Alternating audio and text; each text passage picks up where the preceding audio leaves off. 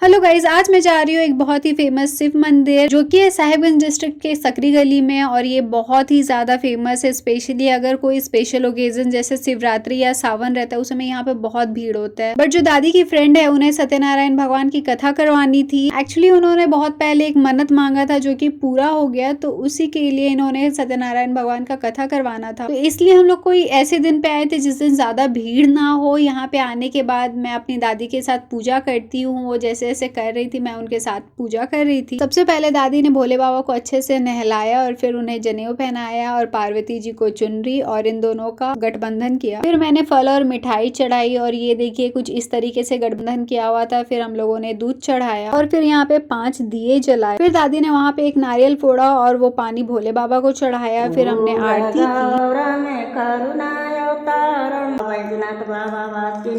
मैया पार्वती की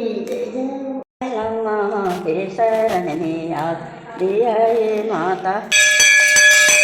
इसके बाद फिर भोले बाबा की पूजा कंप्लीट हो गई और फिर हम लोग यहाँ पे वेट कर रहे थे क्योंकि पंडित जी किसी और की पूजा करा रहे थे। काफी देर वेट करने के बाद पंडित जी ने बोला अब आप लोग भी तैयारी कर लो। तो यहाँ पे पूजा की सारी तैयारियां स्टार्ट हो गई और फिर पंडित जी भी आ गए, उन्होंने पूजा स्टार्ट कर दिया। यहाँ पे हम सभी बैठ के सत्यनारायण भगवान की कथा सुन रहे थे। फिर मुझे दादी कुछ चीजें देती है, बोलती है जा करके भगवान पे चढ़ाने के लिए। चढ़ा के मैं अपनी जगह पे वापस आके बैठ जाती हूँ। यहाँ पे पंडित जी को देखिए, वो कथा कहने में इतने एक्सपर्ट हो चुके हैं कि बिना बुक के वो कथा कह रहे थे। सत्यनारायण भगवान की कथा कंप्लीट हो जाती है और हवन की तैयारियां स्टार्ट हो जाती है। फिर हवन होता है, इसके बाद आरती होती है। वैसे आप लोगों में से कौन कौन इस जगह के बारे में जानता है मुझे कमेंट में बताना। मैंने सुना है कि ये एक बहुत ही पुराना मंदिर है और यहाँ पे जो शिवलिंग है उसकी स्थापना नहीं की गई थी, ये खुद से आए थे। एंड मैंने ये भी सुना है कि ये शिवलिंग हर साल थोड़ा थोड़ा बड़ा होता जाता है। वैसे आप लोगों को और भी कुछ पता है इस मंदिर के बारे में तो कमेंट सेक्शन में बताना। पूजा कंप्लीट हो जाती है और हम लोग अपने घर के लिए निकल जाते हैं। वैसे मैं इन लोगों से बहुत साल बाद मिली थी एंड मुझे बहुत मजा आया और मुझे बहुत ज्यादा भूख लगी थी, तो घर आके मैंने खाया मुगलाई पराठा। मुझे रास्ते में खाने में ज्यादा मजा नहीं आता, मुझे घर पे आके सुकून से खाने में अच्छा लगता है। फिर मैंने खाया पाव भाजी जो कि मेरी मम्मी ने बनाया था and it was really yummy. Bye bye.